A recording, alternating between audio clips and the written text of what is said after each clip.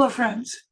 A few days ago, I finished this book right here called Deadly Emotions by Dr. Don Colbert, MD. And in it, he talked about how your emotions affect your body. Several years ago, I wanted to write a book like this, but I asked my wife to help me, and she was not interested, and I sort of gave up on it. And so I was very happy when I saw this book because he said some of what I wanted to say. The main thing, basically, what he says is that when you have an offense of any kind, that offense causes a stuck emotion to happen somewhere. And an emotion gets stuck in your body based upon that offense. And that emotion causes health problems. For example, grief gets stuck in the lungs, which causes all kinds of lung problems and diseases. Rape and associated emotions cause uterine cancer and things like that. Our stress response destroys our energy, destroys our peace, our joy, it causes inflammation, autoimmune diseases, and cancer. So we need to pluck out our offenses. Because every time we get offended, we're signing up for every single disease there is. How do we pluck it out? Well, love keeps no account of sin.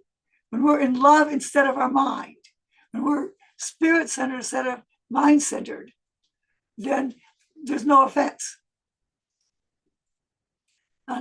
He quotes several verses because he's a Christian.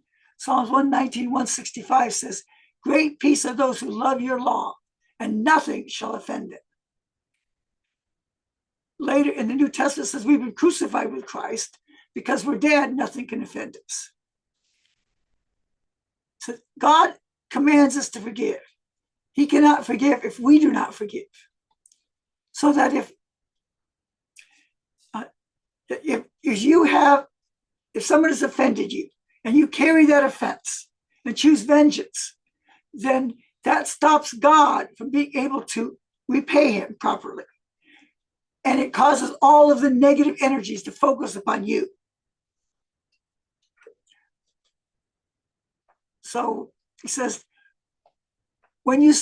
at one spot, the Bible says, when you stand praying, if you're offering a gift to God, give anything against anyone to forgive them. If you don't forgive, according to Matthew 18, you'll be handed over to torturers. And he claims the torturers are things like cancer, arthritis, fibromyalgia, high blood pressure, ulcers, and all of these kind of things. On the book cover mentions anxiety causes irritable bowel syndrome, panic attacks, mitral valve prolapse, heart palpitations. Resentment and bitterness, unforgiveness causes autoimmune disorders, rheumatoid arthritis, lupus, and multiple sclerosis. Anger and hostility causes hypertension, coronary artery disease, and there's others. So that every time we have an offense that we hold on to, it causes the emotion, a stuck emotion in us, and that emotion causes our body to respond similar to that emotion, but it focuses the response upon us. The body's response is always inward rather than outward. So if there's anything, any issue where we're holding an unforgiveness, there's a good chance it may show up as a health problem. If we have any health problem, it might be wise to check to see, do we have some issue? Is there somebody that we're not blessing? Is there somebody that we would rather see them hurt than blessed? If so, then that unforgiveness is causing any desire for harm to someone else. It is focusing on you. Because the Bible says we love our neighbor as ourselves. So anytime you are have an evil will toward your neighbor, our body focuses, concentrates that and focuses that evil will upon ourselves. Says, this is what you're looking for, so I'll give it to you. This is the way our body is made.